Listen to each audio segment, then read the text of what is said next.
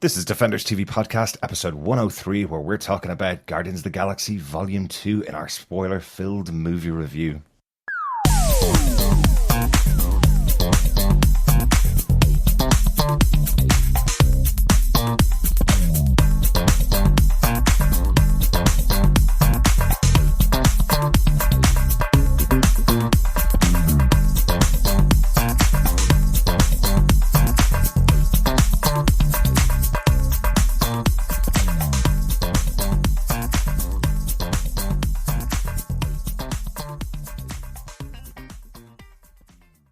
Welcome back, fellow Defenders. This is Defenders TV Podcast, episode 103, where we're talking about Guardians of the Galaxy Volume 2, the brand new movie from Marvel Studios. I'm one of your hosts, Derek.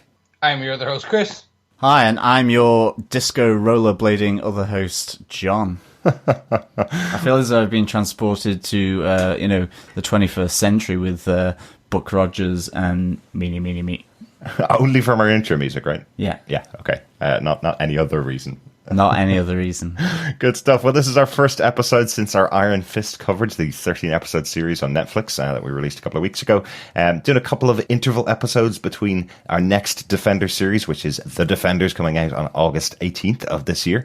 We've got this Guardians of the Galaxy review. We're going to have reviews of some of the Spider-Man movies leading up to Spider-Man Homecoming, which I know you're pretty excited about, Chris. Oh, yeah. Going to be good. So as we kind of go through these episodes, they're not going to be released on the same kind of schedule we had for Iron Fist, which was 2 episodes a week. We're going to be releasing an episode every couple of weeks, 3 or 4 weeks probably in gaps in some places. So make sure you're subscribed to the podcast over on defenderstvpodcast.com/iTunes if you're an iTunes subscriber, or search for us on any good or evil podcast catcher just by searching Defenders TV Podcast. You'll find us on there. And of course, if you are one of the fellow Defenders or you want to become one of the fellow Defenders, you can go over to facebook.com/groups/Defenders TV Podcast, where you'll find loads of us talking everything from pretty much the run up to the Defenders, but we'll also be talking about Homecoming. There'll probably be some Thor Ragnarok thrown in there for good luck. And of course, every now and again, because it's John will come in and talk about Doctor Strange. Yeah. Pretty much, it's at least once a month you go, hey, you remember that Doctor Strange film? Do you remember? Uh-huh. Hey, here's some more stuff. I didn't bring it up this time. I'm impressed. I am now beginning to sound like a one-trick pony. No, I'm sure we have Doctor Strange 2, we have Thor Ragnarok coming, I know. We've got Avengers Infinity War coming, all with Doctor Strange connections. Exactly. There's also the It's regular brilliant comic book that's coming out, so loads of stuff to talk about. But yeah, come over and join us on the Facebook group to chat about all of that and more, obviously. One little quick announcement, because we're coming into May, we are going over to the UK. Myself and John of the Defenders TV Podcast will be going to Heroes Villains Fan Fest over in London, which happens on May 28th and 29th. Why would this be of interest to listeners of this show, John? Because Yondu will be there along with Kraglin. Yes, Michael Rooker and Sean Gunn will both be at Heroes and Villains Fan Fest in London. Of course, Sean Gunn being James Gunn's brother. Mm-hmm. So it should make for interesting times. And we have press passes as well, so we may be able to, no promises, of course, but we may be able to organise some interviews with 2 of the members of the Guardians cast. Yeah, that would be quite interesting, definitely. It would be cool. Certainly Michael Rooker. I loved him in Slither, which of course is another James Gunn film. Really enjoyed that as a sort of lo-fi, sci-fi kind of thing. Yeah. Really good. And I was terrified of him in The Walking Dead. Yeah, Walking Dead, he was scary, definitely. But yeah, so if you happen to be in London the weekend of the 28th to 29th of May, or happen to be going to Heroes Villains Fan Fest, come say hi to myself and John. Unfortunately, Chris won't be able to join us for this particular event. Of course, someone has to hold the fort, man. You know, there's one guy just there. Like, I literally am pushing out each audio segment of the podcast out. Like, there's a big crank wheel, kind of, those old ones, like, to chuck the airplanes. It's like, chucks ahoy! I like it. Well, you know what? You can console yourself with watching 5 Spider-Man movies before Homecoming, so you could be writing notes all weekend that weekend. Yeah. Yes, you could. It's console is too strong of a word. I'm going to enjoy it all up until Spider-Man 3, and then I have to watch that dancing Tobey Maguire scene, and commiserations is probably more the feeling I will have at that point. Well, after dancing Groot many times throughout this film, you might be more prepared for dancing Peter Parker. But enough about Spider-Man, enough about all the rest of the stuff we're doing. I think it's time to get into our review of Guardians of the Galaxy Volume 2. That sounds like a plan, Derek. So, on our standard way, would you like to tell us who wrote and directed Guardians of the Galaxy Volume 2? A really, really short list this time. It's James Gunn, the writer and director of Guardians of the Galaxy Volume 1, and confirmed as writer and director of Guardians of the Galaxy Volume 3, and also, as John mentioned, the movie Slither. And if you haven't seen Slither, it's a great little horror movie. Definitely a much lower budget than the Guardians of the Galaxy either of the films have had so far.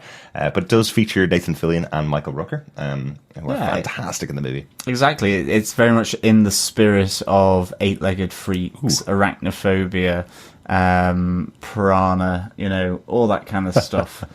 Comedy horror. I kind of like. Yeah. It's a good feel good horror. Definitely, and apparently it's got a Blu-ray release just purely because of James Gunn's work on Guardians of the Galaxy Volume 1 and 2. Hadn't got a Blu-ray release beforehand, so go check that out. It's definitely worth a look. But John, do you want to tell us what he gave us with your synopsis of the movie? Sure. The Guardians are doing what they do best, protecting the galaxy, as the leader of the sovereign race, Aisha, asks them to save valuable batteries from an interdimensional monster. As payment for their services, Gamora's estranged sister, Nebula, and the bounty on her head is exchanged. However, always looking for extra profit, Rocket can't resist to make an extra buck on the side and is caught stealing the batteries. The Sovereign attacks the Guardian ship with a fleet of drones. As they try to escape the drones, a mysterious figure comes to their rescue as the Guardians are forced to crash land on a nearby planet. The figure reveals himself to be Quill's father, Ego, who invites Quill, accompanied by Gamora and Drax, to his home, while Rocket and Groot remain behind to repair the ship and guard Nebula. Of course, on that synopsis, I have really kept things back. Yeah. The synopsis is much more of the kind of setup, really. Yeah, I agree with that. I think we will go into full spoiler-filled detail as we go, so no point in blowing it all in the opening segment of the episode. If you are joining us for the first time and haven't joined us for any of our Defenders TV podcasts before, the way we cover our episodes and anything that we're reviewing is by discussing 5 of the major points, some good, some bad, about the movie in this case. So we're going to take 5 points to discuss, hopefully get through all the elements we want to talk about, and then we'll go through some notes potentially and see whether we defend Guardians of the Galaxy Volume 2 or not. But Chris, do you want to kick us off? Probably our biggest point of this entire movie is Peter meets his dad. This was something that was set up in the first movie when Peter was taken from Earth by Yondu after the death of his mother. We knew this was going to happen. We knew he was going to meet his dad in the second movie. What did you think of the relationship between Peter and his dad, Ego the Living Planet? Hands down, this was a fantastic kind of reveal, but saying reveal is too strong of a word because this leaked ages ago. Just by giving him the name Ego, we were like, hey, there's only one Ego in the Marvel comic universe, but he's a guy. Well, in real life he's a planet, or in real life, in comic book life, he's a planet. How are they going to do this? Yeah. For me, this was a beautiful kind of transition or interpretation of how Ego the Living Planet could be in the Marvel Cinematic Universe. I loved it. And I have to say, having the 80s touch where they de-aged Kurt Russell. Oh, yeah. Yeah, really good.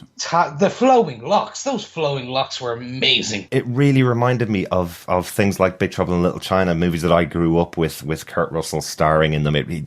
There's something about Kurt Russell's personality that I've always loved in his movies in the 80s. He's done a lot of darker movies in the 90s, things like Death Proof with Quentin Tarantino. He also did Hateful Eight with Tarantino as well, another pretty dark film. But in the 80s, he was the go-to guy. He was the guy with the personality, and they really captured that in that opening scene. This is kind of something that knocked on from Ant-Man as well, wasn't it, where they de-aged Michael Douglas? Yeah, 100%. And this was one of my bits I loved because... So, everyone remembers Tron, Legacy. So, since then, we've been getting this de-aging kind of effect on some big-ass stars in terms of how how they can incorporate them further into the storyline, etc. So we had in Tron Legacy, and then Ant-Man came along, and then they did it with Robbie Downey Jr.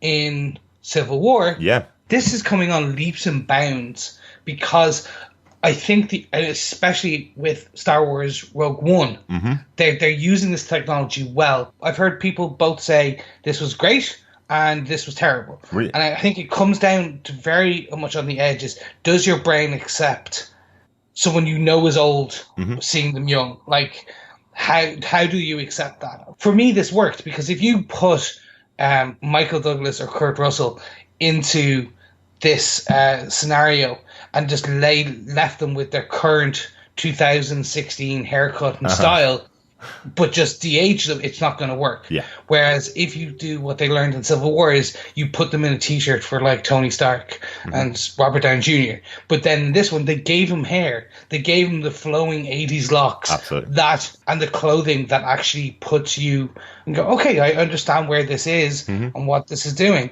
But I think this was a fantastic reveal. I think it was a great use of technology. Yeah, I genuinely was going, Kurt Russell hasn't aged a day since the 80s. My brain just completely accepted that this was Kurt Russell sitting in the car. You know, I haven't seen him in that many movies in the last while, and he didn't, you know, I knew he's aged, but I kind of think they're using this technique because some of the actors in the Marvel Cinematic Universe are coming close to the end of their contracts. So now they have body reference, they have perfect 3D recreations of these actors that they can use in movies forever. Yeah, I mean, I must say I really like the effect that they did here. The only thing I thought was really weird, and I don't know whether it was because we were watching it in 3D, but that opening scene where the car's coming along the country road, at one point it looked like a model. Yeah. It really looked like a model. It didn't look real. It was really odd. 3D IMAX is really weird for that, the perception of distance from but it just looked all blended together, and then I was thinking, oh god, no. But yeah, I mean, the effects after that didn't seem to be as much of a problem. But yeah, that was the thing that screwed my mind up. Not Kurt Russell being de-aged, weirdly.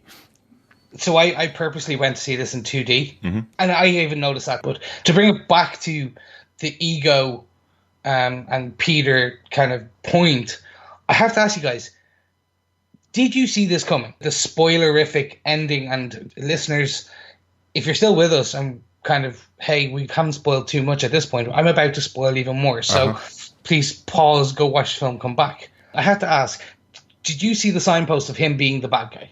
Only once they had reached the planet, although I was wondering where the relationship was going to go. Certainly when they started saying, you know, I'm a god effectively and I can control matter, and, you know, Peter showing that he had the genes and was able to, those 70s genes, and being able to control the matter in the same way where, he made the ball. I thought that was really cool, but then I was like thinking, well, how is this going to work out? You know, is he a demigod, you know, in that sense? How is this going to work then with Kurt Russell? And I actually kind of really like the reference back to then the plants that Kurt Russell shows Peter Quill's mum, and the fact that plan opens up and you see Gamora starting to really question that there's something not quite right here, and then you see all those bones and everything, and it gradually descends, and I'm kind of thinking, you know, it's almost the wrath of the gods in this sense, and, you know, he effectively double crosses humanity or the galaxy. Well, yeah. I mean, he's an a-hole to humanity and the galaxy in that sense. But I loved the fact that he kind of went dark and evil.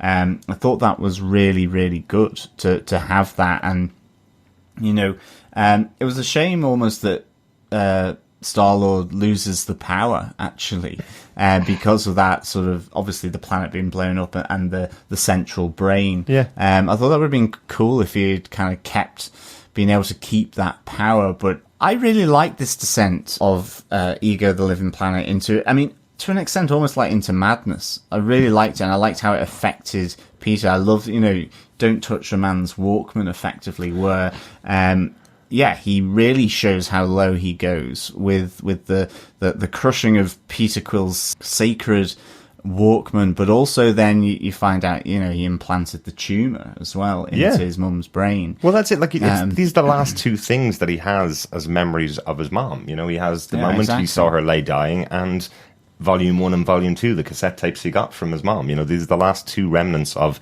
the biggest relationship in his life. He never knew his dad before now, and his dad isn't the person who's saying it's his dad, and it is destroying everything about her, is saying that he's the one that killed her, effectively. I have to say, personally, nobody could have been better in the role than Kurt Russell in this role as Ego, because he had me totally convinced. I came in actually skeptical, going, oh, he's definitely going to be the bad guy. By the time he had Peter on the planet and showing him how to use his powers, I just went, oh, they're doing a superhero origin of some superpowers that Peter Quill's going to have from now on for the rest of the series. And then Peter gives them up because he realizes his dad's evil, and his dad's been doing this to countless number of progeny across the galaxy. That had me convinced. The moment when they realize it's a trick and he's evil was the same moment I realized it. I'd gone into it thinking he was going to be the bad guy, and then got turned around by the great performance by Kurt Russell in this. Yeah, definitely. I think getting back to the Walkman as well, I did love the Zune reference as well. That was pretty cool. Oh, Microsoft must have loved that one. I would say, yeah. This carries 300 songs. I think as well, it worked because of the revelation of Yondu's role in that as well. The fact that, Peter has kind of been thinking that, Yondu ultimately has been keeping him from his dad for this time. That he, what was it? Because of his small hands as a child, he was able to pickpocket or thieve certain things that they couldn't do. But I think that connection with the sort of the parallel story of Yondu going on really adds to Peter and his dad's relationship and their discovery of each other in that sense. Yeah, and so we talk about this a lot in our kind of Defenders kind of Netflix rundown, is that this is the burden of knowledge to a degree. So Derek, I'm like you. I went in, oh, he's the bad guy. I had it in my head. I was like, pretty much the second I saw him, I was like, okay, he's all nice now. He's going to turn. I didn't, up until I didn't really ever change that. I was waiting for the flip. Right. I was waiting for that point. And I kind of, in my head, I'm like, so when they started showing the scenes, for some reason I had already in my head kind of going, okay, this is how they're going to play it out. And it was pretty much that. Mm-hmm.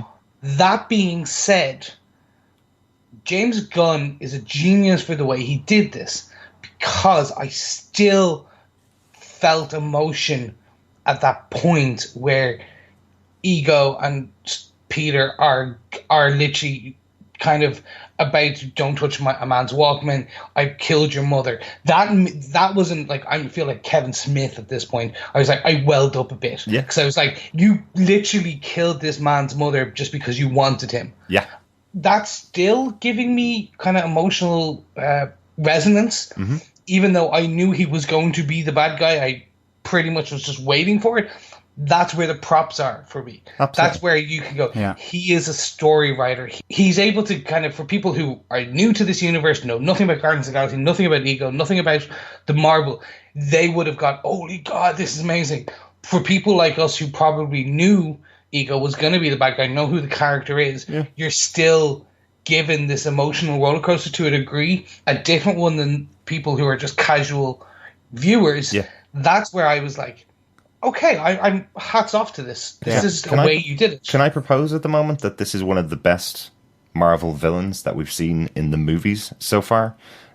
Because they seem to have taken a bit of a leaf out of the Netflix TV shows by having the character start off with a big storyline. He's the first character we see in the movie as the movie opens, I believe, after the opening credits. Sorry, it's Kurt Russell in the car with Quill's mom.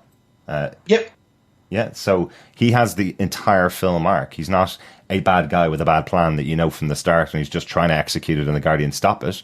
This is someone that has a genuine connection to the main characters, has a really good arc throughout the movie. And as I said, I started to believe his arc. I started to believe the story he's been selling to Peter, and obviously sold to hundreds of his children from around the universe, which is horrible. Bone collector. Yeah, absolutely. But yeah, I think this is one of the best written villains that we've seen. Even James Gunn got criticized quite heavily for the villain in the last Guardians movie, Ronan. Yeah, he didn't have much development in that character. He just seemed like an angry purple guy. So seeing that this character, for me, resonated so well, I'm really happy with that. I think that's a great testament to the writing in the movie. Yeah, he literally took on board what the issue a lot of people have with the Marvel Cinematic Universe and the enemies, the bad guys, in that they're not rounded out. Mm-hmm. He rounded out this character. Yeah, definitely.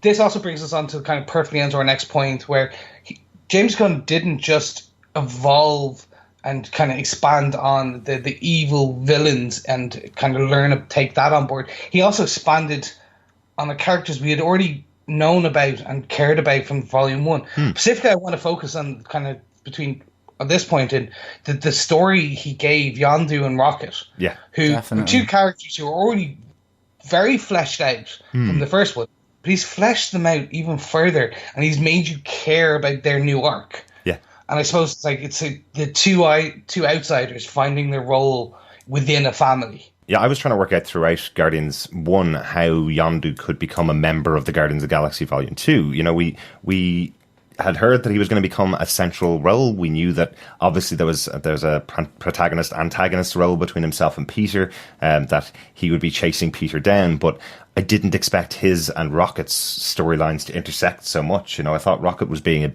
bit of an ass at the beginning of this movie. He steals the batteries. Yeah, fun for the kids, obviously a funny moment, but it kicks off the whole journey for the entire movie here, because Rocket's stolen these batteries at the beginning of the movie, even though he's been told that people have been put to death for far less, you know. I thought it was just a funny little moment at the start to have Rocket go down that path, to feel that he's not worthy of other people, that he should be left alone by other people, and then find the connection with Yondu. I thought was a great storyline. Yeah, I mean, for me, along with Kurt Russell, Yondu and Rocket were two of the other characters that I absolutely loved seeing on screen. Rocket because just the sense of humour, what Bradley Cooper does, just the intonation of the dialogue from him is really, really good. I mean, the one thing I did miss was him with kind of Groot, really. To an extent, I actually missed adult Groot in this. I totally agree. Yeah. I mean, yes, okay, cute baby Groot and so on. And I don't think baby Groot was overused by any stretch of the imagination, but I preferred the tall adult Groot, to be honest. I missed that dynamic, but it was more than made up for with the dynamic he had with Yondu, and I think these two are really good. I think Michael Rooker really actually was fantastic in this. I think he also carried a lot of the emotional aspects of this film. You know, he sacrifices himself. You have that whole moment between him and Rocket. You know, them breaking out of the Reaper's spaceship. All of that I thought was really nicely handled. And again, I think for Yondu, sort of the story that he was able to finally tell to Peter, that, you know, he was actually trying to protect him because he had seen what his dad was doing. Yeah. I thought was really, really good. And I thought this made a huge amount of additional backstory, as Chris has said, but also just the emotional side of it. I mean, I think James Gunn does actually really, really well of making you care for characters and really invest in them. That completely transferred over from Volume 1 with Rocket for me. Absolutely. And actually, you know, completely changed my view of Yondu. So, I mean, really, I thought it was excellent what they did here. Two bits I want to reference on this, so I'll do it. First is Yondu's death. So for me, this was so needed. And such a terrible thing to need. But the death in the Marvel Cinematic Universe has not really been there. We haven't had a taste of that yet, right? In the general sense of a hero. Like, Gunn kind of copped out in death, in the first one because he brought Groot back to life. Yeah.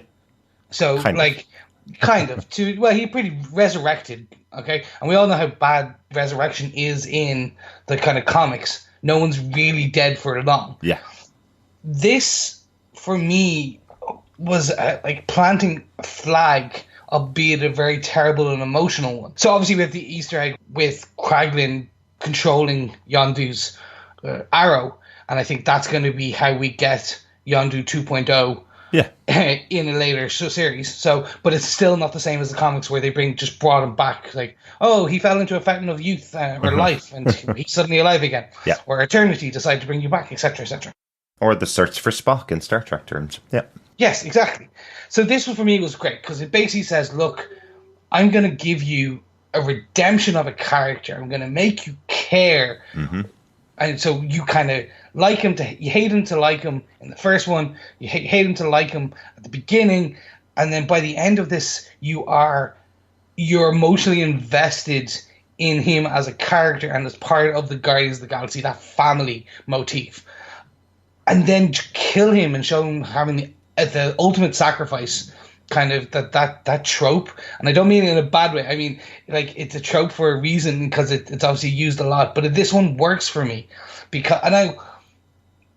so for our listeners, so I think it kind of gives backstory. When you're a child of a divorced family where you have a non-biological father still rearing you, as like kind of that, this is where I think James Gunn has hit a very emotional, which I think will resonate with huge amounts of people. Yeah. To a degree, is like, Yondu's not Peter's biological father, but he did raise and care for Peter. Yeah. And I think that for me personally, why it resonated hugely, because I am a child of divorce, and my stepfather is still as much to me my father as my biological father, perhaps even more, because I spent loads of time with him. And I think that's the bit where I think this is James Gunn telling a very unique story. Absolutely. Yeah. So by saying that this proxy father character who Peter hated and thought he was doing all the wrong things was actually caring for him, I think that really, not just by just killing him at the end and giving him that beautiful death scene, if a death scene can be beautiful, but I think you understand where I'm going from, emotional impact, was just really good. Definitely. It kind of showed you enough. I think what James Gunn has done here is he's taken the most grounded, most emotionally kind of charged part of the MCU, I think, to date, and yet it's set in space and in the far-flung reaches of the galaxy. And it's a comedy. With aliens, and it's a comedy. Yeah, absolutely. And I think that is one of his really great traits as a director, is to get that emotional charge, as you say, Chris. I mean, I think it was really, really good. I mean, even I think with Rocket at the end, you know, the tear coming down from his eye, really, really good. And I mean, almost to an extent that I'm going to put this out here. I actually think some of the post-credit scenes, because they suddenly went into like Laffy and all that, almost kind of took away from it. Okay. 100%. You know, they should have stopped it there. I mean, I absolutely really like the post-credit scenes, right, but it moved you into a different zone immediately after the main film. Right. And I thought it was really, really good what they did there. And also, best insult, Trash Panda. I absolutely love that. I both laughed and felt sorry for Rocket Raccoon. Rocket. Maybe we can, instead of fellow defenders, we can call everyone Trash Pandas. No, not going to do that. I do love how throughout the emotional scenes that James Gunn sets up, how he consistently undercuts it with Yondu or somebody else saying, but he kept threatening to eat me for the 20 years that he had Peter in his charge. And Yondu eventually says, I wouldn't eat you. I would never do that. I couldn't eat you. It was always just a joke. That's just my sense of humor, kind of thing. But you can totally understand this kid was kidnapped from Earth at 12 years old, stuck on an alien spaceship with some very violent, angry criminals all around him, threatening to eat him for the entire 20 odd years. You can totally understand. He probably believed that's exactly what was going to happen, and then for Yondu to tell him after that time, it was only a joke. I was only messing with you. Yeah, and those 700 jumps to get to Ego, the Living Planet, I thought was amazing. And of course, we do get to see our Stan Lee moment in that with the Watchers, which was pretty cool. I preferred seeing the Watchers compared to Stan Lee. Interesting. Okay. Yeah. No, I know what you mean. It was the Watchers is a huge thing in the comic books. They've been featured many, many times. But I think this has been talked about a little bit in the past. But I love this. This is now canonical that the Stan Lee that we see in all of the Marvel movies is effectively kind of like a time-jumping Stan Lee who's popping in and out of all of these scenes with our heroes across time and space, saying hi to them and then disappearing back to the Watchers to tell them the story of what happened, who are totally bored by all the stories that Stan Lee brings back to them, which I think is hilarious. I mean, I'm not too sure they needed to show him again with the Watchers in the post-credits. I thought it was like, okay, and again, I think that was to show the boredom. That was the I know, but it took away from the ending of the film a bit. But the Watchers, to have them on screen was really good because certainly, they play an important watching role in the Marvel universe. And have a very strong connection to Nick Fury, may I say. And there was possibly Planet Hulk as well, as they zoomed past. Yes, I saw two gigantic green characters punching each other that was cool. during one of the 700 jumps. So possibly that was our first appearance of Sakaar, the planet where Planet Hulk takes place, and we may see in Thor Ragnarok in future. I thought that was I'm pretty sure it was. It'd be great, wouldn't it? Yeah, 100%. The interesting thing with the Stan Lee pieces as well, this was a very kept under wraps in a great way because Fox owned the Watchers as part of the Fantastic Four universe. Interesting. So this was another sign that more and more of the Fox's owned properties at the moment are being allowed or loaned to the Marvel Cinematic Universe. Absolutely. And the biggest example of that, if you didn't know, we kind of skipped over it and we're kind of going into notes now and Easter eggs, but the biggest example of that is Ego the Living Planet. That was given to Marvel in trade for Negasonic Teenage Warhead, the character in Deadpool, the fantastic film that we covered before on Defenders TV podcast. That character wouldn't have appeared in Deadpool if it wasn't for this trade with Marvel for Ego the Living Planet. So we wouldn't actually have Kurt Russell or that whole storyline if it hadn't been for Deadpool getting made. Yeah. Look, I want to jump back to Rocket very quickly before we kind of go on to our next point, because there was one bit I think, and John, you brought it up, that the single tear moment for Rocket.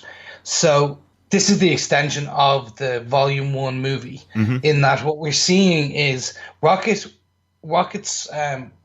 internal hatred of himself, which we see in the drunken bar scene, actually continues into the second film, and it's made worse you're shown it as a self-sabotaging trash panda. I know. But the redemption you see of this is on par with Yondu, and not just for the Mary Poppins scene alone, but the redemption of Rocket, where he's taking off and that tear, and he's like, it just needs to go. That for me was like gut-wrenchingly kind of like you're seeing the hurt on an inanimate, non-real kind of animated raccoon.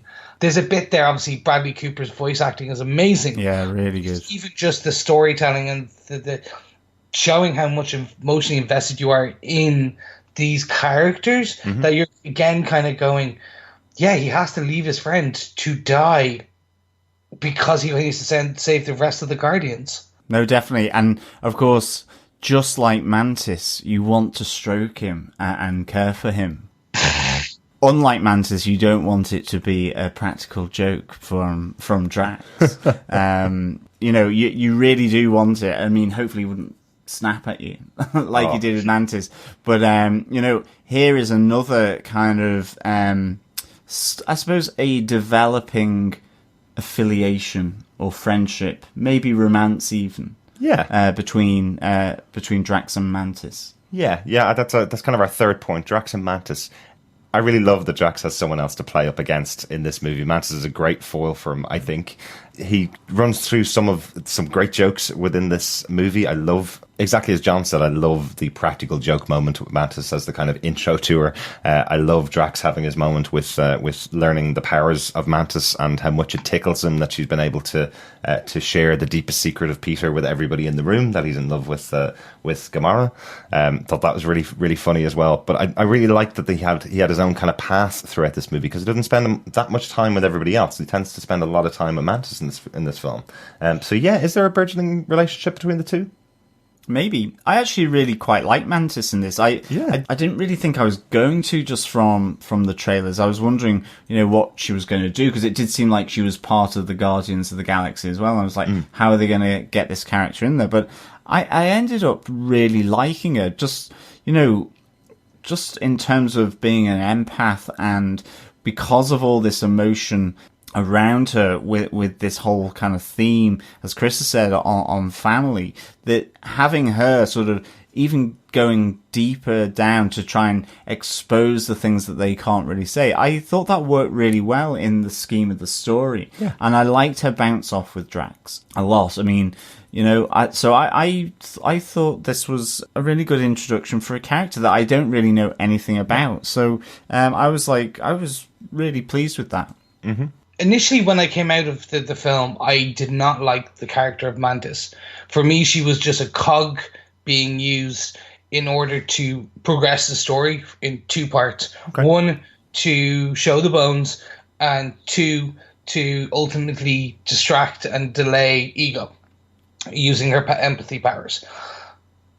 On reflection, though, thinking about it more, and as I've been kind of mulling over this film in my head before we kind of recorded this, I'm more and more coming to the realization that she was more than a cog, and it was the interaction with her and Drax, and again, I keep coming back to this motif of family, but she is the adopted child coming into this family. Absolutely. From an abusive household, if you want to call it that. Yeah. She was taken as a child. She's been forced to do unspeakable things by a foster father, and she's then found this family who, just through their own dysfunctionality, gel with her. Yeah. And I think that was, for me, it was like, actually, there was another sub-thread plot there in her redemption arc, if you want to call it that, going from aiding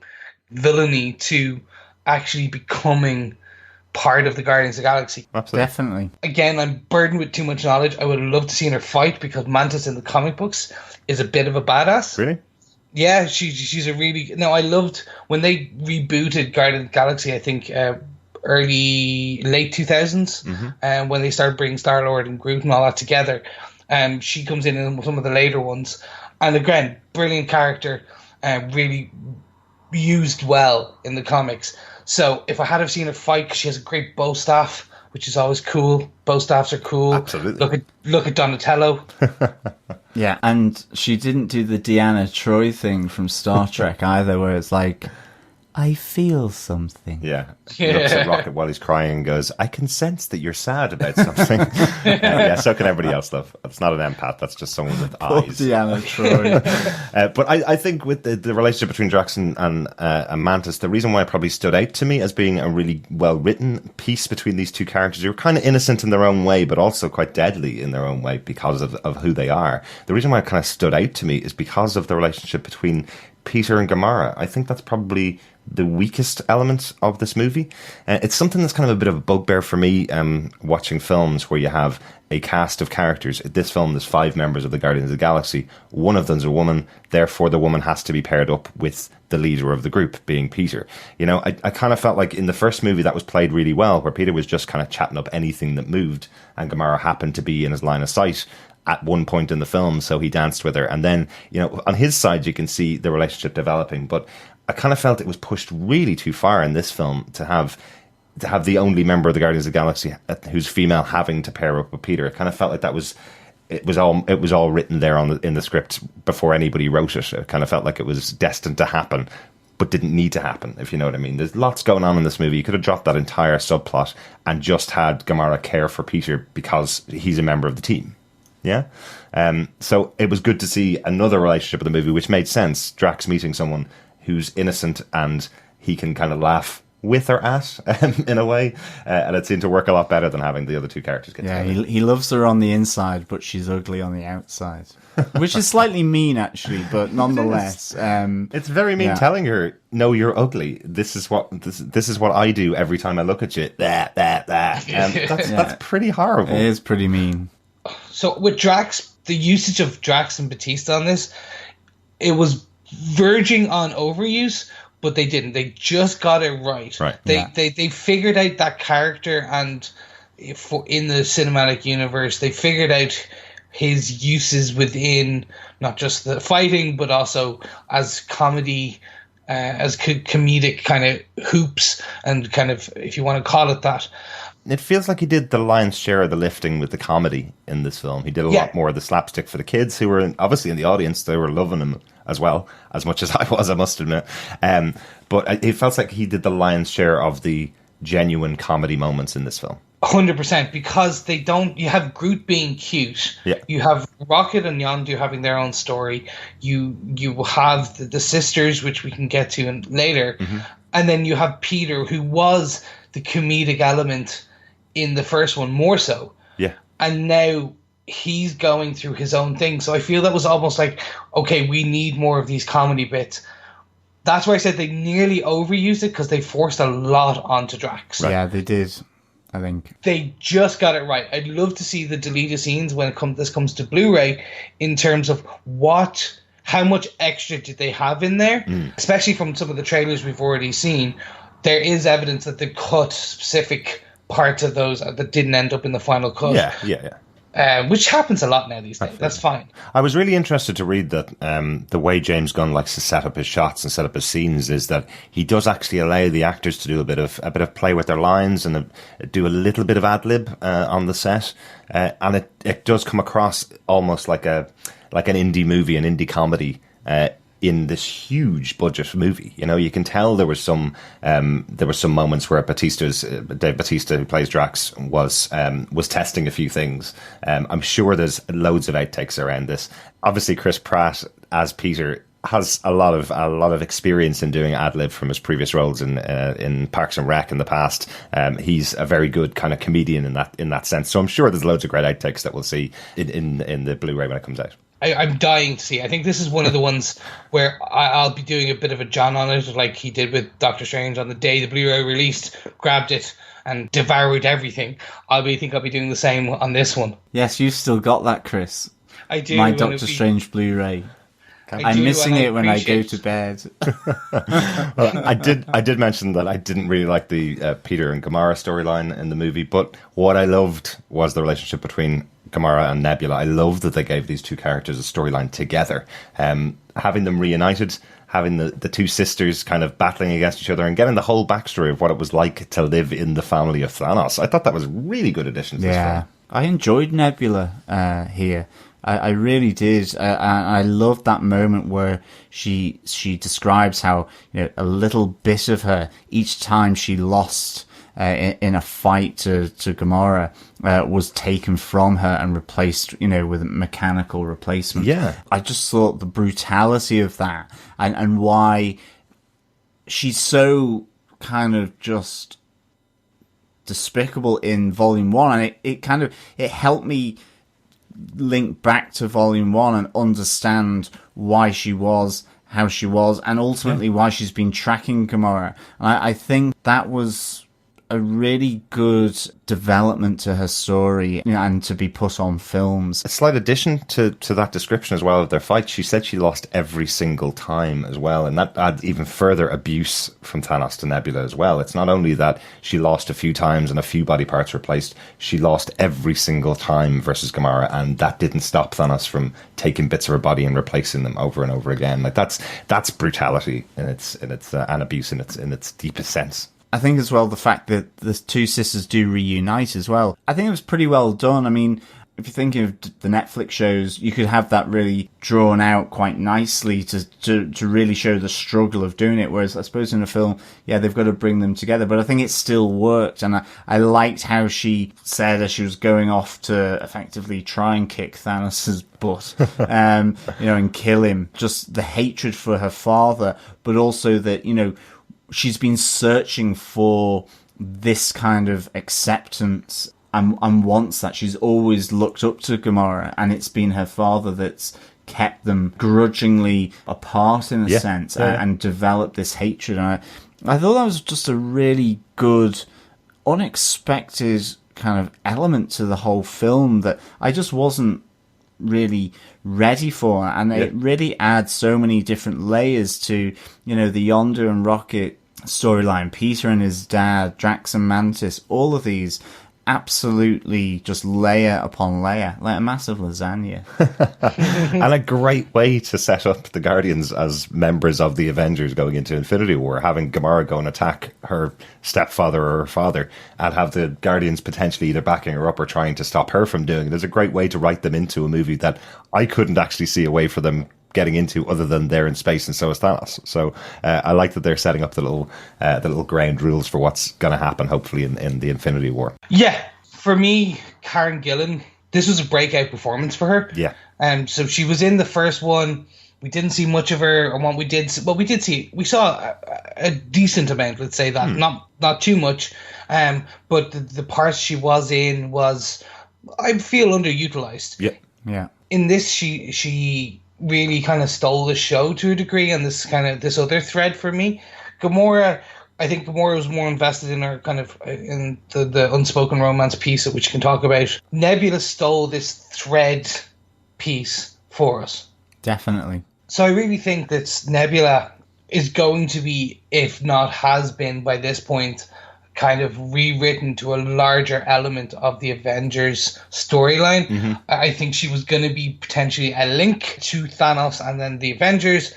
I now think she will probably have a deeper presence by the Russo brothers, because they made a lot of people. James Gunn made a lot of people care about this character. I think so. And the abuse she got and how she's dealing with it, etc. Yeah. The sisterly love piece, again, it's a family piece. It was like, all I wanted was a hug. And that for me, again, was that line and the delivery was like, all I ever wanted was you just to hug me. Mm-hmm. That was like, oh, that's a tough one to put in when you're saying, okay, your abusive stepfather is pitting the two of you fighting. Okay, obviously this is a cinematic universe, so your adopted stepfather is getting you to battle to the death to each time, and then cutting off part of your body. But I think there's obviously more kind of emotional subplot here. But I just thought this for me was a great thread. Mm-hmm. Yeah, it was, because I think otherwise, I think Gamora was totally underused, and when she was used as just kind of the, she's going to hook up with Peter. I think she also had a really difficult role in the film with regards to the script, in that she seemed to be the killjoy. She was the one kind of bringing everyone kind of back down to earth. Killjoy is not really the right word, but I think it was difficult for Gamora to really stand out from the others because of how her role was written for this second film, and I think it shined most in this connection with Nebula. I totally agree. And felt the most sort of real. Definitely, I totally agree. I'm glad they gave her this to do. Definitely. Yeah, John, I think you kind of spoke there about Gamora being kind of used as kind of the down to earth grumpiness of her, and I think that kind of they were trying to fill her as Peter's, that unspoken love piece. I think that's kind of where we should maybe move on to as kind of the last point. Derek, I'm siding with you on this 100%. This was a forced romantic story arc that just shouldn't have been there. I know why they're doing it, because they're trying to say that this death incarnate of Gamora is falling in love for the roguish playboy, but it's too early. Right. And they're trying to do it, so they set it up now so that in Avengers there is going to be a dramatic moment where one of them nearly dies, and so Thanos nearly kills Peter, and that flips a switch on Gamora. That is where they're leading it to, but it shouldn't have been as smacked in the face on a brick wall, bust, whatever way. They were literally just like, "Hey, did you hear that these guys are in love?" Yeah, it's like, I think I remember that scene of I think it was, what was it, Family Guy, where it's like, "Have you seen the photos of my kids?" and they're punching each other in the face with photos. Yeah, it literally was that, and I was like, okay, I get it.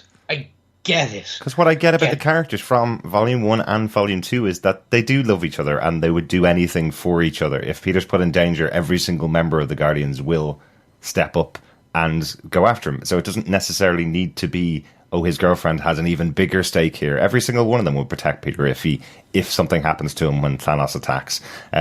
That's what the movies are telling us overall. They don't need to have this romance between the two characters to make it even more stronger relationship between the two of them. It just didn't feel necessary.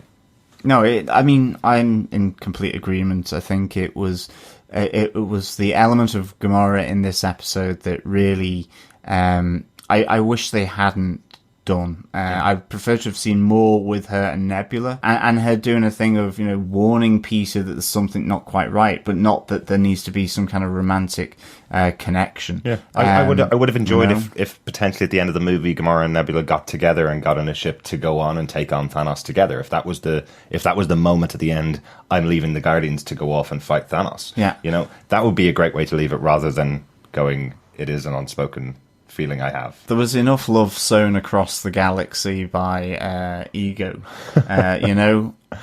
although it does remind me of Tears for Fears and sowing the seeds of love. Of course. Just it ends in death and destruction and big blue blobs. Yeah, what did appearing. you think about that? So we got to see Earth with the flower rising from it? So actually, here's a bit of a weird one. They've made a snafu on this, right? So this is set 4 months after Guardians of the Galaxy Volume 1, which places this pre-Civil War in the Marvel Cinematic Universe timeline. Okay. So, when these seeds of love start in Missouri, start exploding and nearly killing people, this should have been something for the Avengers that would have been highlighted later on, when in the Sokovia Accords they're talking about all this, the superhuman, scary, weird stuff that they should have been a part of. This should have literally happened as part of the Alien highlights for on Earth. Mm-hmm. So this is going to have to be retconned somewhere, because this is pre-Civil War, this was a blue massive blob nearly takes out a town in Missouri, and there's no mention of it on Earth in any of the Avengers, where it's an Avengers level catastrophe. Although it did get solved pretty quickly in Earth time. Yeah, so this has been called out over the last 4 or 5 days of kind of a post being launched in the US. Mm-hmm. So Reddit have kind of gone down the rabbit hole, as they usually do. Really? Yeah, so the people are calling out, well, why is this such someone should have copped this, because this is an Avengers level catastrophe in writing of the cinematic timeline. I don't know about that. I mean, I don't know whether I agree, if I can answer Reddit on our podcast. But so basically it's a plant that grows in the back of a car park of Dairy Queen, which is still in existence. I was surprised that was still a functioning business from the 80s. But maybe it still holds some refuge for some nocturnal activities. Dairy Queen always knows, though. But then it takes over a road, it takes over part of a town, and then disappears because Ego's been thwarted. So I'm not too sure whether the call would have ever gone out to the Avengers or something like this. They're usually responding to attacks from outside the universe, something that builds up over time. The something like the incident that happened in New York. That was building up over a couple of days, when Loki came to attack and gave his ultimatum, and then they all got together, and then there was the attack from the aliens to New York. It's something that did build up over time. That's how they got them all together. But I'm not too sure whether this would have made their radar, especially, as I say, they could have arrived and then the whole thing could have been gone by the time they got there, so it didn't make the incident list. Yeah, maybe. Like, I know what Chris is saying, but I mean, I think Reddit's probably gone up its own a-hole, actually. Because, I mean, it might make sense in that timeline that, yes, they would have referenced it in the Avengers films, but these are films, lads, yeah? And Avengers came out before Guardians of the Galaxy Volume 2. So, I mean, unless James Gunn was writing it there and then, I mean, I know they do consult and all that to maintain consistency and continuity. I know exactly what they're saying, and I kind of get it and I understand it, but there's also just the fact that these are coming out, one after another, and sometimes, so, I mean, I would probably think, it's not that important. I think it's a minor. Yeah. I personally liked the connection back to it being the Dairy Queen, where basically behind which Ego sowed his seed. I mean, what did he sell in Dairy Queen? Just ice cream? Yeah. Okay. Interesting. Dairy Queen is where Scott Lang worked in Ant-Man, right? I think you're right. That's right. Yeah. So I like that Dairy Queen got another bit of product placement. This time a little bit better than Dairy Queen always knows. Last time, yeah, or better than Skittles that Groot seemed to be eating. Were they Skittles in the jar on the seat? Oh yeah, I pretty love Skittles. The interesting thing here as well is we got another quick brief cameo from Greg Henry in this scene. Peter Quill's grandfather. Yes, he's in the SUV, and they just applied a bit of decade aging makeup, and they threw him in as a nice nod, which was interesting. That's really cool. That's very cool. I like that they brought back the that was actors. cool. That's cool. And then, of course, after Dairy Queen, we have the Gold People, the Sovereigns. The Sovereign. Yeah. One big point that we haven't really talked about. They were kind of instrumental in the movie from the beginning. Fairly central, absolutely. Yeah. That must have been a lot of makeup. For the whole team there, yeah. Do you know what I absolutely loved about them? I loved their spaceships. I loved that they basically were just playing arcade games and sending out drones into the galaxy. I love that they have the sound of 80s arcade games, ones that I grew up around, as the ships are firing with their pew pew pew kind of noises. Yeah, and when they get shot out of space, there's the Pac-Man death noise, which is really, really good. And, oh my god, that was so cool. The big Pac-Man as well at the end when he's fighting. He's manipulating the matter and about to, clash with his dad, and it's just the big Pac-Man. Oh my god! I think I did pee my pants in the cinema. I thought that was so cool. That was absolutely hilarious, definitely. So I was really interested how James Gunn used the Sovereign in this. I was really pleased. It was a great way to keep the death count down. So obviously the MCU sometimes get a bit of stick for the amount of death and civilian casualties. Or you destroy an entire city being Superman. Yes, the only two options they have apparently in comic book movies. But now we have their drone pilots, and I thought it was a really interesting kind of use of the Sovereign. It makes total sense, though. They're saying that they're a genetically engineered race of the smartest, best-looking, most intelligent people in the universe. Of course, they're not going to send out their people to kill other people. They're going to invent something that means the people keep safe and the machines get blown up. It makes total sense in the Sovereigns in this universe. I thought it was a really cool idea. Another thing I absolutely loved about them was their visit to the scuzzy, sleazy death planet, where I love where the head of the Sovereigns, Aisha, is on the red carpet that's being dragged 4 miles by her team, and it runs out the red carpet a couple of feet ahead of her intended target, the person she wants to come and have a conversation with. And it's kind of can you walk a little bit closer towards me because I've run out of path to walk on. I thought that was a really nice touch for the characters as well. Yeah, no, I think I loved that moment. It's interesting to see how they're using the Sovereign in this, as the way that they're setting them up for future Guardians of the Galaxy Volume 3 usage. Okay. And I think probably one of the bits that every other podcast is talking about, and we should probably take out of our notes post-credit Easter egg bit and bring in is they are introducing Adam Warlock as being birthed by the Sovereign in the MCU. For those of you who are not aware of what I'm talking about or who I'm talking about, so this end credit scene where you see the Sovereign Aisha talking in front of a large cocoon, saying, we need a better weapon, I shall name him Adam. I'm paraphrasing here.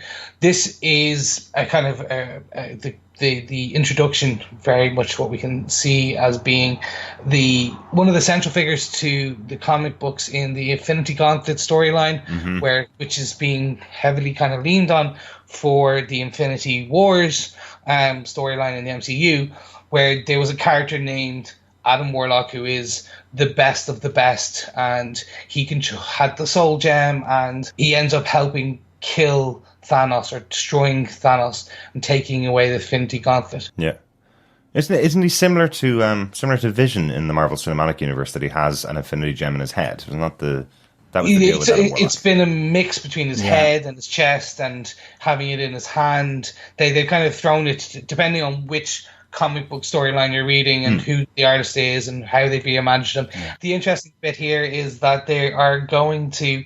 as soon as I saw this, I was like, oh my god, this is how they're introducing the Soul Stone, the missing one. This is how they're going to bring him in.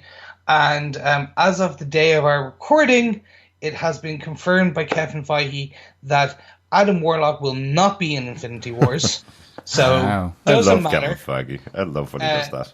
Yeah, it's just like, hey, all these great things that everyone's jumping up? No, that is wrong. So he will not be in this. He will potentially be in Volume 3 because apparently James Gunn had him in Volume 2.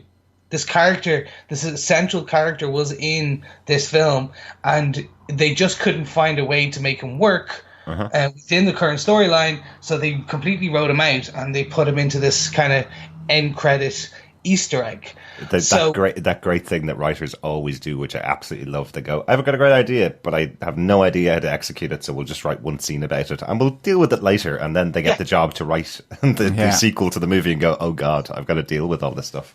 I'm sure some of the things that James Gunn puts into the final scenes or into the movie itself, he's kind of kicked the ball down the road a bit, kind of going, it'll be grand, somebody else will have to deal with this, and now he's going to have to do it himself. So.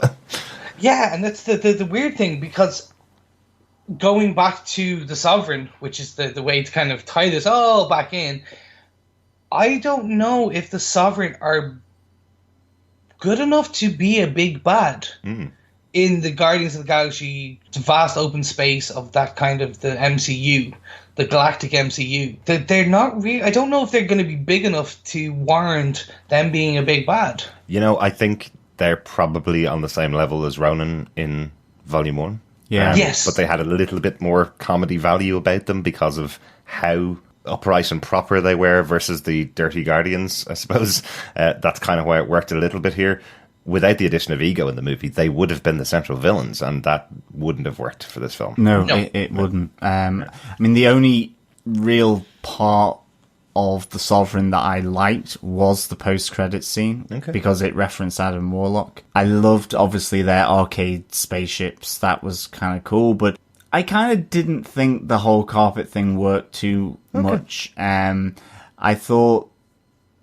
I would agree with Chris. I think that as a big bad, and luckily they didn't end up being that, they wouldn't have worked. And I think they only kind of just worked on the periphery, for being such a serious race, at the beginning, and, again, with Rocket winking from the wrong eye, I should say, when he tries to, crack an abusive joke about them, and they're being told don't offend them and all that. So you're getting them set up as this really, proper serious race who really haven't got much humour. And I just didn't think it kind of worked, but it was okay because it didn't really need to that much. It just kind of needs to send them on their journey, really. It's like the pre-credit scene in an Indiana Jones movie. It's sending you off on your path. They might pop back up in the movie itself, but they're not the big bad. They're like the Nazis. Kind of. Yes. Genetic engineering, but it's the big Nazi, which will be the one. Interesting. I think that's our top 5 points about the movie. I think that covers pretty much everything that happened in the movie. There is still loads that we could have talked about, obviously.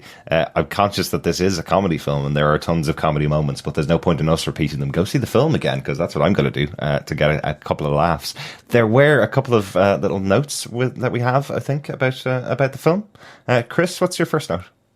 So the first one I want to talk about is Nathan Fillion's missing cameo. This all kind of came about from social media, where during pre-production and post-production, James Gunn and Nathan Fillion put up a photo of Nathan Fillion as Simon Williams in some posters, film posters. And you may be asking, who is Simon Williams? Simon Williams is the Avenger known as Wonder Man. He's a hero by night, actor by day. And he's a known both hero and actor in the Marvel comics. So this is completely cut, this scene. So I was like, oh no, I'm a huge Nathan Fillion fan, so I'm like, oh, I was eagerly keeping my eyes out for these posters in the background in Earth, and we saw none of it. And luckily, again, actually just as we started recording, James Gunn put out that yes, that scene was cut, but keep an eye out for Nathan Fillion as Simon Williams in the future. Interesting. So this could be that we may get a brief hint of Mr. Fillion in Avengers Infinity Wars in Part 2. Yeah, interesting. Another character to the roster. I know I hear everyone go, oh, another one. But for me, this is amazing. I'm like, yes, I want to see the swarmy, charismatic Nathan Fillion in the MCU so much. Well, absolutely. Like, I know he did appear in Volume 1. He was one of the aliens in the prison breakout in Volume 1. I think there was an expectation we would see him in a movie from James Gunn, considering they have such a strong relationship from the movie Slither. I did see a couple of slags from I think it was from Chris Pratt or a couple of the other members of cast, where they just kind of say they just invite Nathan Fillion over to the set, give him some costume, stick him in a spaceship, make him talk, and then pretend that he's going to be in the movie, just to kind of give him something to do. It's just some little jokes from other actors out there on that. But that's really interesting. So we may see Simon Williams in the future. No better man to play the character. The character of the comic books is a very arrogant actor character, and I think Nathan Fillion could play that role really well. Yeah, I mean, it'd be great to see Nathan Fillion in the MCU. Yeah. In anything, absolutely. Yeah. Really, really like him. I have just one note. I was wondering whether the extra-dimensional monster at the start wasn't entirely like him, but whether it was Shaman Gareth. Right. The tentacled monster that the Guardians were protecting all the cocoon batteries from. Mm-hmm. It didn't kind of have the central eye. It had two eyes, but maybe that was just a change up to the look. There's the one with the razor sharp teeth. Yeah. And I loved that scene anyway, with Groot dancing around the outside whilst there was the battle raging behind him. I thought that was a really great little opening, definitely. With Mr. Blue Sky, that was a really interesting scene. And when I came out of the movie after watching it, I just said, the balls of these guys. The scene in itself, with them fighting the extra-dimensional being, must have taken so much CGI work, must have taken so much money to get right. And then they just focus on Groot in the foreground of the shot the whole time, dancing away to Mr. Blue Sky. While it's really cute and a great way to keep the younger audience entertained, there's still a huge battle that obviously cost a lot of money going on in the background. In my head, I was going, wow, they're wasting a lot of money here in the background. They could have just had Groot doing his dance over the opening credits. But fair dues to them. Go bigger or go home, I think, as they say. Yeah, I loved that scene, John. And yeah, Derek, I loved... For me, okay, they had to do something on par. I don't think they were ever going to beat the opening scene with Chris Pratt as Star-Lord in Volume 1. Mm-hmm. So they needed to do something on par, slightly different. So it's like, hey, we have this over-the-top special effects fight. Do you know what? We're not even going to show you that. We're going to focus on a dancing tree monster. Which is also great CGI, of course. Yes, of course. But yeah, I loved that. For me, I still have that playing in my head every now and again. It's just like, yeah, just the dancing moment, and then them falling into the foreground and kind of stepping around or helping, and then just when the speaker gets destroyed, the face on poor Groot. Baby Groot. I like his little wave to Gamora as well. Yeah. Hi. She's battling away. We didn't really mention Groot much in our comments. I am sure there were many members of the audience that Groot was an absolute standout in this movie. And as I said, this was the one character I kept seeing over and over again. Loads and loads of companies advertising their little model of Baby Groot that was going to be coming out. Their T-shirt, their figurine, their, I don't know, a cup holder that had Baby Groot on it. I was terrified that this was going to be a product of the marketing team over at Disney going, well, everybody loved him in the first one, with that 2-second scene at the end of the movie where he dances and Drax is watching. So you've got to put him into the movie. Every second of the movie has to feature Baby Groot. They did a great job of keeping him keeping him just for a scene where you needed a good gag and using him well, I thought. Yeah, I think because he was a Baby Groot, it just kind of fell away for me, the character. I didn't particularly like the mopey teenage Groot either, to an extent. But it kind of just made the character fall away from the group, I think, from previously, and certainly because obviously I know it was a rebirth, and so they had to show Baby Groot. But because he sacrificed himself at the end of Volume 1. It was a shame, I think, for Groot in this movie for me. I would have liked to have seen him fully grown back, or maybe a young adult Groot or something like that. I don't know. I liked Baby Groot, don't get me wrong, but I think it meant it just felt separate and divorced from the Guardians. Well, as you say, I think you mentioned it earlier on in terms of Rocket. Like, Rocket had him as his sidekick. It was him and Groot going out to battle the universe. Now he's kind of a nanny to Baby Groot, so he's lost his best friend, and now he has to just take care of this Baby Groot. But yeah, he is a different character, definitely. But he's definitely, for me, he's the thing that's in there for the kids. And I'm glad they didn't just overdo it. And this wasn't, I don't know, Spy Kids 2 or something, or Spy Kids 1, or any of the Spy Kids series where I can't watch those because this is made for people under the age of 10. So I'm glad they didn't completely do over the top. I don't know. I love Baby Groot. I'm sorry. I really do. Don't be sorry. I'm not sorry. It's more, I completely agree with both of you. But for me, they figured out, again, this is James Gunn being James Gunn and doing it well, which is he figured out what made Volume 1 such an amazing film, and then kind of iterated on it. But so I think one of the scenes we didn't talk about where Rocket and Yondu are in the jail, and then you have Baby Groot going to get the eye, and then they're looking for the fin, and he brings the desk. And he goes, does that look like a fin? And he goes, I am Groot. Like, I full on belly laughed at that scene. That was a good scene. It certainly was. Definitely. And followed the wonderful rule of comedy, which is it can be funny and then go not funny because you've seen it done over and over again, and then it can be funny again as you keep pushing through the humor of the scene. I thought it was absolutely fantastic as he kept over and over and over again coming back with the wrong thing, and it's going on for hours and hours. Really, really good scene. But I really liked it. But let's back to notes. Just another little cameo in the movie from John's favourite character in the Marvel Universe. Howard the Duck arrives. Yay! This is much more of the 80s movie Howard the Duck, I think, rather than the pretty well observed Steve Gerber creation of Howard the Duck, where he says, like they say, you're out of luck unless you go duck. That really sounds like something from the terrible George Lucas movie from the 80s. Really sounds like that got a line. He's a little bit of a fourth wall breaker before there was a Deadpool. He does a lot more commentary on society as the character in the comic books. I know he's got huge fans out there who I know weren't happy with his appearance in the first film. I'm not sure whether they're going to be too happy about seeing him in the second film either. For me, I'm a Howard the Duck comic book fan, right? And I understood they can't utilize Howard the Duck to the level that they want to, or that you would do him justice. So this was showing you what Howard the Duck is and why you can't put him in.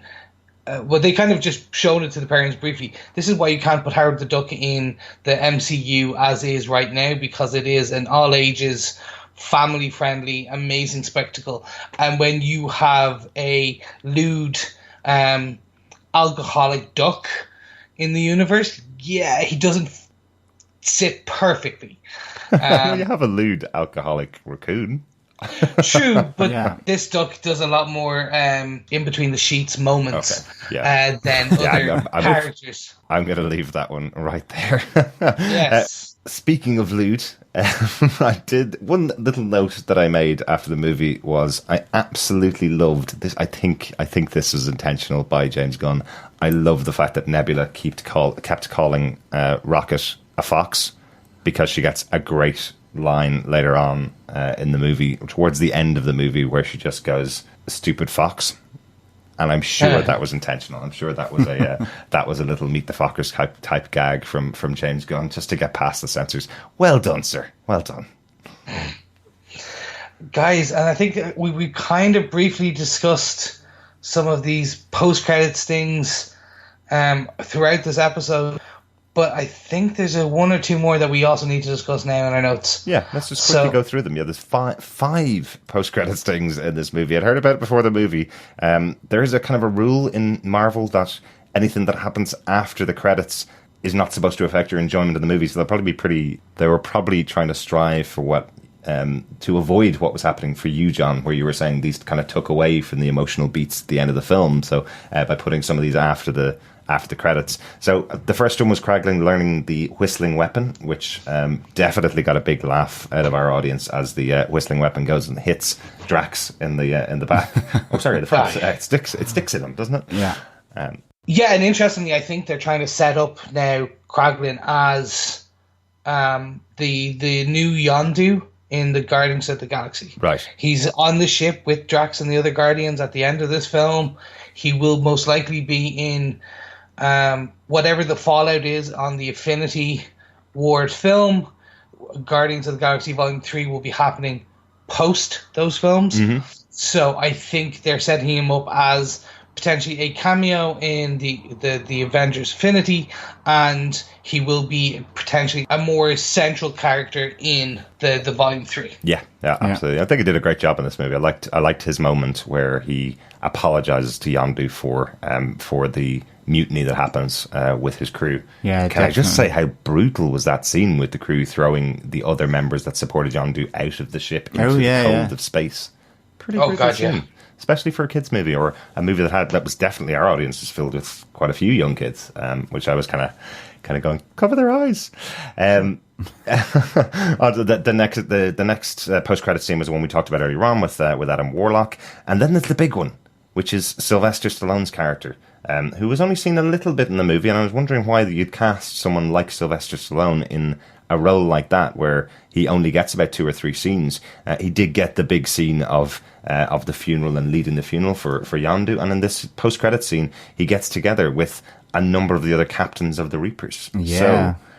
So I was trying to work out, there definitely seemed to be a lot on this. The camera was focusing quite heavily on each individual character, so you knew who they were. Yeah, good old Sly Stallone. Mm-hmm. I kind of enjoyed his little cameo bits, really. And of course, he gets to lead a team. So just because I had to look it up, I will say these are the original Guardians of the Galaxy. This is the team that surrounded Yondu. So we've got Staker Rogard, who's played by Sylvester Stallone. We had the Crystal character, that's Martinet Tanaga, I think is the way you pronounce it.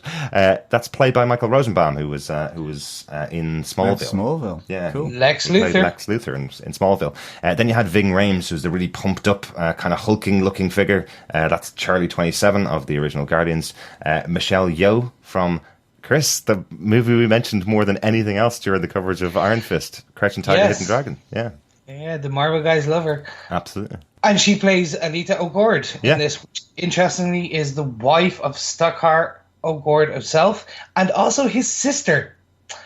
I don't think that would be coming into the MCU going forward, but that isn't in the characters in the comic books. Yeah, I'm not sure about that either. Then there's Mainframe, who kind of looks like a Cyberman from Doctor Who, the kind of metal character. That was voiced by Miley Cyrus in the movie, very weirdly. And the final one, because I totally missed this character in the movie, is a character from the comic books called Krugar, who, when asked to join forces as a member to go off with Sylvester Stallone's character, gives a thumbs up by using the magic from Doctor Strange. Yes. Interestingly, Kroger in the character, just for you, John, I did find this out today. I know. Kroger in the comic books is a character who is met by Doctor Strange, who's been defending Earth for about 200 years, and goes and meets Kroger on another planet and trains him in the mystic arts. Yes. Quite all roads lead to Guardians of the Galaxy, the originals, with Doctor Strange. All roads apparently lead all the way back to Doctor Strange. Yeah. Well, in this world, it makes sense. Like I like that. Like it's a nice little bit of, talking of continuity and so on with the Blue Blob previously, but just having the same spell pattern, forming and so on. That's a nice little touch. Yeah. Yeah, I love this. So I'm very interested to see where they're going to take this original GOTG kind of group, putting the band back together. This is too big of a list of actors to just be a passing cameo. Big time. So they are going to use these characters again. Yeah. I loved this. I would say it could be cannon fodder for Thanos.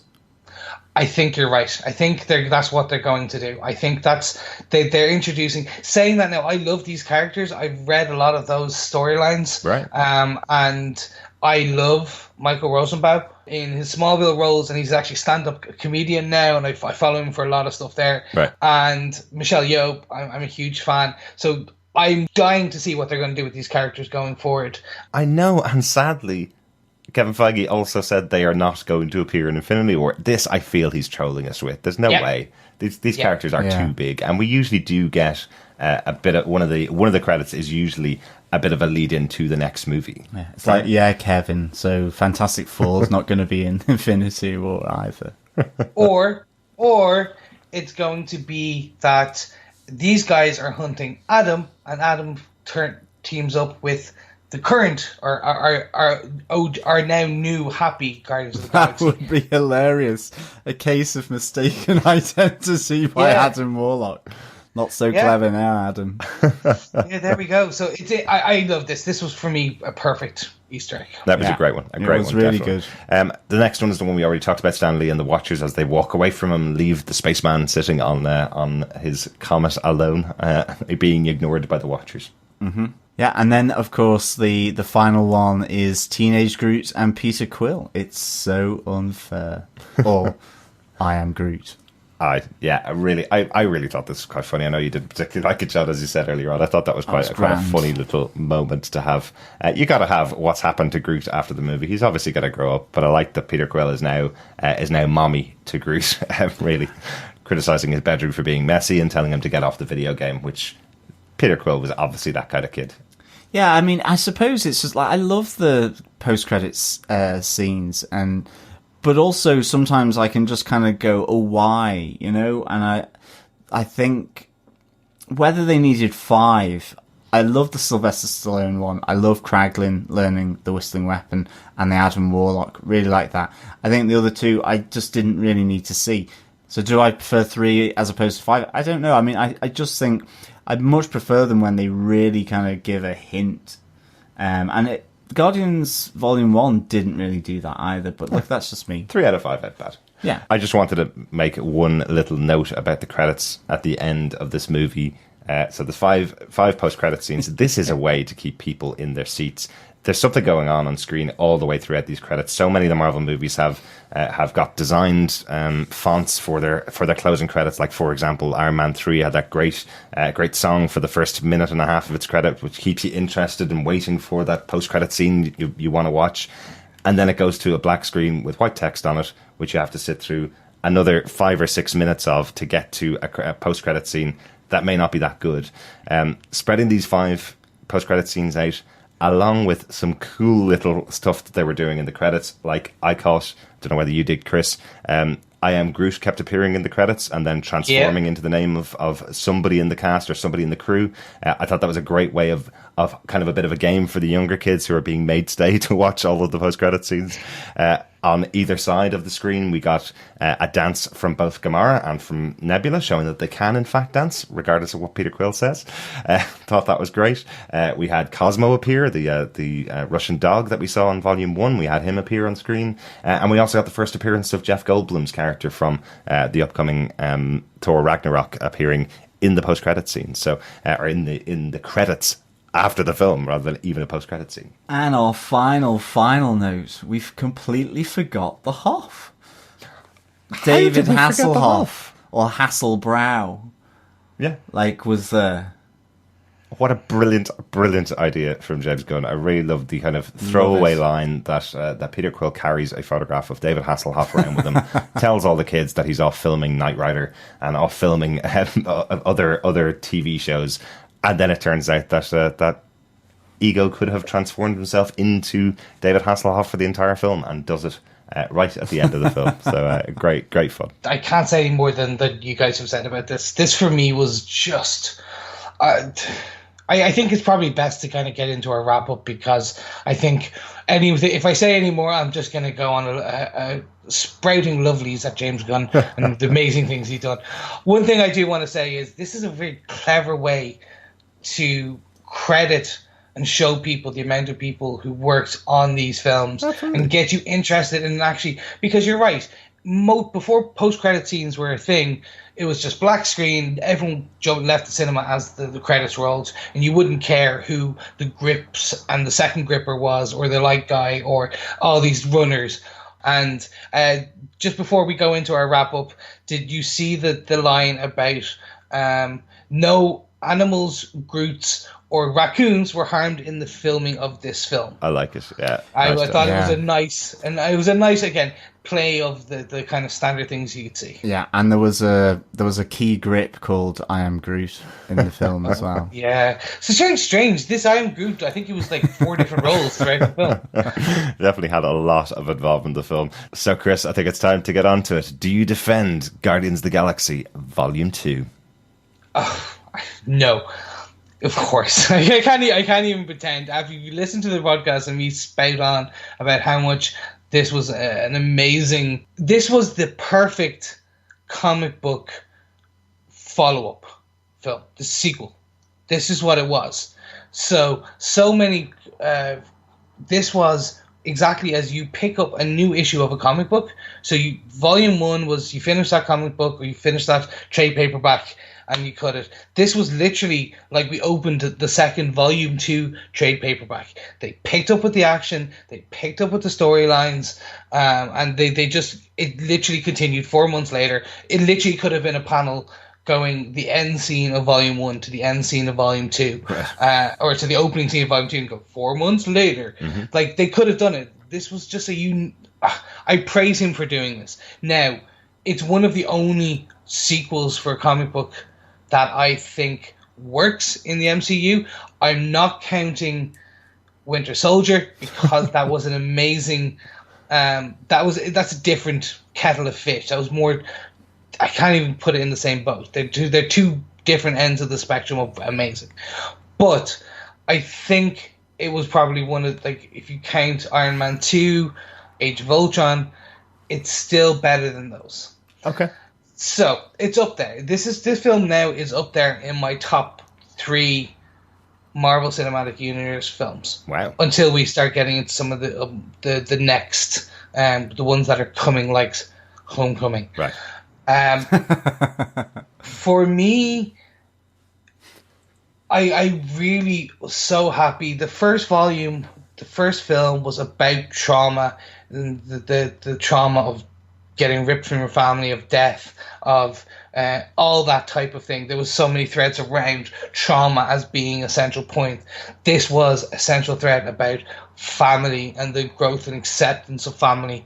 And for all the jokes, for all the action, for all the mistakes in terms of unspoken love, it worked. It worked in all the plots came together, all the threads that we wanted to see in a sequel were made. And I think I can't tip my hat more to James Gunn. He has done something that not a lot of people can do as a filmmaker, as a writer, as a director. He's made a fantastic sequel on par with his opening title in the MCU. This is as good, I think, as Volume 1. And yeah, it had some flaws, sure, but every other positive, triple, 10x's outweighs those negatives. So yeah, I completely defend this Guardians of the Galaxy Volume 2. But now let's see, our teenage Groot hating John, do you defend Guardians of the Galaxy Volume 2? I do defend Guardians of the Galaxy Volume 2. I would give this 4 Hasselbrow trash pandas out of 5.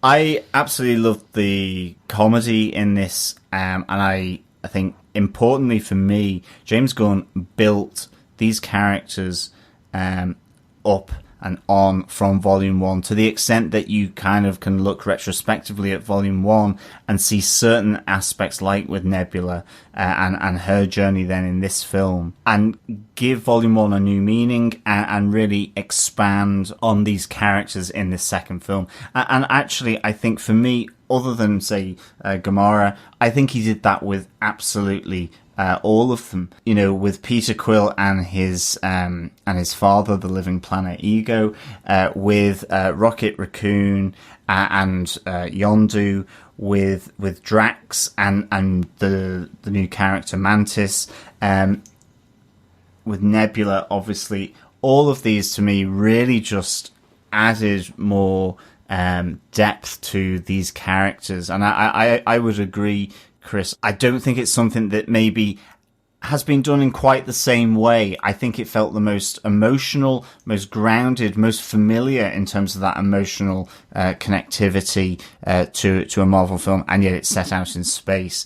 And I think it's the freedom that, in effect, sci-fi can bring to you as a director. You're not having to worry about, the norms that occur on Earth. Listen to me being intergalactic, but I really enjoyed this film.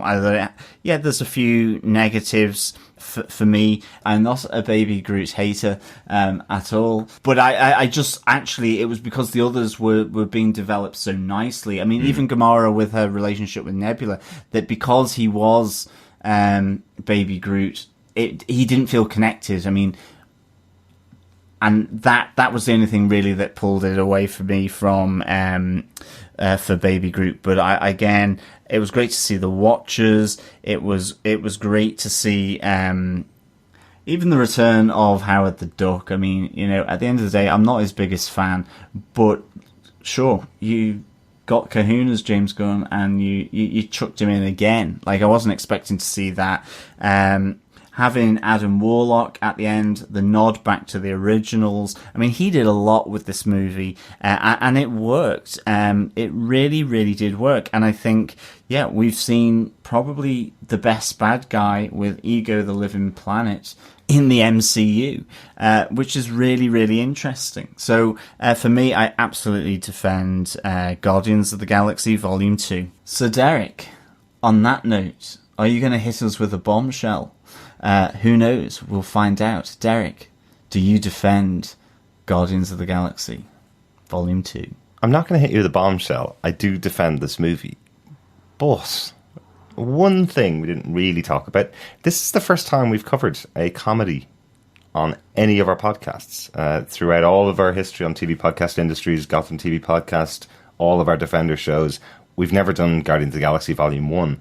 And it's a very difficult thing to approach covering a comedy, because we could just sit here and talk about the funny jokes that went on.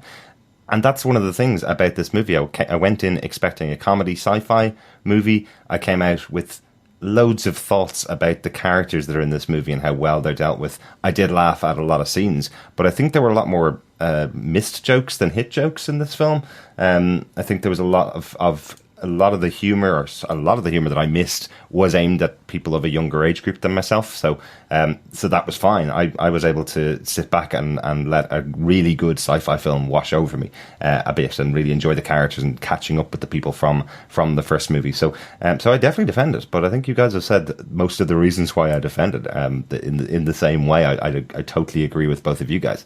Everything that James Gunn did here, and everything the cast did, and everything that everybody that worked on the movie did, I felt the money was visible on screen from the very first moment where they seemed to throw it out with Baby Groot dancing in front of a hugely complex CGI scene, right the way through to the end at Yondu's funeral. All of that was money on screen. It was beautifully put together as a movie, and really enjoyed it for that sense. But I was surprised that we didn't get as much of a comedy film as I was expecting going into the movie. So that's our defense out of the way. We do have a little bit of feedback for this episode. Chris, do you want to read our first piece of feedback? Sure. We have a known O'Neill, another O'Neill, Robbie O'Neill, giving feedback. It was brilliant. I got pains in my side laughing, even afterwards at home thinking about it. And I have to say, Robbie, I'm exactly the same.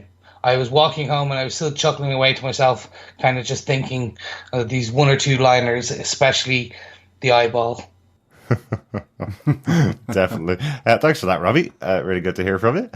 Our next piece of feedback comes from Jeff Childs, who said, I saw it last night at the drive-in with the kids. It won unanimous praise, but how freaking strong must Gamora be to hang on to Drax while the ship crashed? Yeah, you don't get much framing of that. Gamora does hold on to him as the entire ship is crashing. But I suppose if she won every single fight against Nebula, she must be pretty strong, right? Yeah, no, she's got a few guns, definitely, as Gamora. Thank you, Jeff, for that. And Rebecca also said on Facebook, I thought the humour felt more forced. The female characters still had little to actually do aside from Nebula. Drax was kind of mean rather than funny or literalist. Liked Yondu and Rocket. Thought Star-Lord more dickish too than first. Music great but very on the nose. I liked but didn't really love, and now I've seen it 3 times to test whether it was grumpiness on my part. End credit scenes and Nova hints also great. At least Nebula and Gamora had some good moments. And Nebula gave Thanos more character development than any of his appearances so far. I cannot agree with you more on the aspect of Thanos, Rebecca. Definitely. To date, I have been absolutely unsure about Thanos. He's just sat in his chair looking a bit silly. And this really just, you realise why he's so feared now. You realise the meanness at his heart just from Nebula. Yeah. Really good point. I'm glad they did that actually for Thanos. Yeah. Yeah, and on the music, I don't know whether it's just my age. A lot of the songs feel like songs that I've heard multiple times. Stuff like Father and Son, I know really well. This movie is aimed at 15 to 25-year-olds and people above, but a lot of them won't have heard these songs. So first time hearing Father and Son, they may think it was written for the movie. They may not know the song. I knew it instantly the minute I heard it. I was going, oh, okay, obviously that's going to be the song played for Peter and Ego. They are father and son, and there's going to be a storyline around the song. It's I do understand, but I do think the choice of music for the film has made a great soundtrack. I've definitely been listening to it a lot. Yeah, absolutely. And Connorman Stevens says Yondu and Rocket totally stole the show for me. The emotional beats and comedy in their scenes were the best out of the movie. I did think the cast was a bit weaker on the whole, like outside of Yondu and Rocket and Groot. The rest had its moments, but it kind of had to jump between them all, doing all their different scenes in different, but didn't do it so well. He goes on to say, the first one worked better because they were together for most of the movie. The family themes within the movie, however, did really bring it all together for me, though, and made me really enjoy it. And finally, the minute-to-minute comedy didn't always work for me, but there was huge positive reaction to it, so I can't blame them for it. I still did laugh plenty, however. I actually haven't laughed out loud so much in a movie in ages, so I suppose even for the duds, the comedy did work. Yeah, absolutely. I think there's some really good moments of comedy in this. I think the family themes worked well for this movie, and I'm absolutely with you, Coleman, on Yondu and Rocket being a really great pairing with their connection in this movie. Yeah, I kind of have to just agree with the majority of this too. I don't know. I can see where you're coming from with the jumping between different scenes and them not being together as being a potential issue. I think that was something we're always going to have to face with when you have a team of 5. You're not always going to be able to have the team together in future films. Mm-hmm. But I think they handled it well. But yeah, I talked about it throughout this episode. The humor for me worked. I think you said it best, Eric, when we talked about the Groot and Yondu and Rocket scene where he bringing the desk and everything. Mm-hmm. For every one that fell, there was another 2 that worked. Mm-hmm. And they did it as like, okay, we're going to plow through. And even if we hit one dud, you're going to like the next one. Yeah. And I think that's a fine way of doing it. Absolutely. Thanks so much to everyone from the feedback. Most of that comes from our Facebook group over on facebook.com/groups/Defenders TV podcast, where we're there pretty much every day, answering questions, posting some stories from Marvel, as do our members of our community. So come over and join. I'd love to talk to you while we're on a little bit of a hiatus after this episode. Coming up, we do have our Summer of Spider-Man starting pretty soon. Within the next month, we should probably have our review of Tobey Maguire's first Spider-Man movie. Make sure you subscribe to us over at defenderstvpodcast.com/iTunes to get the episodes as they come out. If you want to get in contact with us otherwise, you can email us at feedback@defenderstvpodcast.com and we'll let you know what we're doing. I think you've said about everything there, Derek. Absolutely. And most importantly, guys, thank you so much. But remember, please subscribe at defenderstvpodcast.com/iTunes. And if you are enjoying the content we put out, review us, give us some ratings, tell your friends, tell your grandmother, bring your grandmother to Guardians of the Galaxy and then tell her to listen to us and then send her all the way back to the beginning of Daredevil season 1 and let her binge listen to us, because grannies love Marvel Netflix too. Yes. And of course Cinematic Universe, but more importantly Marvel Netflix. They've had your enough granny should load this. Yes, absolutely. Grannies have had enough of Radio 4. Yes. Just like Radio 4 for them. And again, just to remind you, if you're over in the UK, in London, at the end of May, myself and John will be at Heroes Villains Fan Fest, hopefully saying hi to Yondu and Sean Gunn. Yeah, absolutely. As always, fellow Trash Pandas, it's been a pleasure talking with you. Thank you for joining us as always, and we will speak with you next time. Hopefully we'll see you in the next 30 days or more for Summer of Spidey. This is my time to shine, where you will get to get all my encyclopedic knowledge of Spider-Man and potentially the cinematic Spider-Man 2. So who knows? I can't wait to see you guys. Can't wait to share this experience with you. And of course, all roads lead to not Doctor Strange this time, but of course, Spider-Man Homecoming, Spider-Man's true introduction into the MCU. So I hope you will share our Summer of Spidey with us.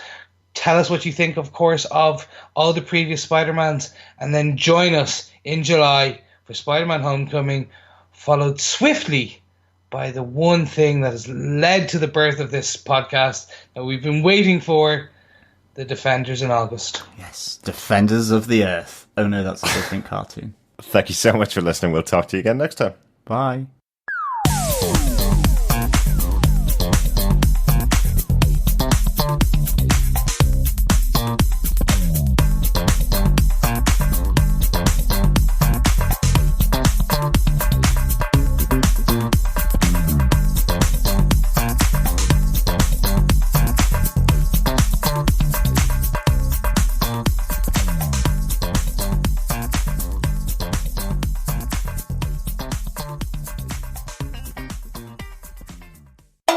But all roads lead to not Doctor Strange this time, but Spider-Man Homecoming in August, just before Defenders. Absolutely. Good old Peter Parquet. Oh, hang on. What? Chris, you did that the wrong way around. Spidey isn't in August, it's Defenders in August. In July 1st. Yeah. You're not a Spider-Man fan at all, Chris. I know, just too much in my head.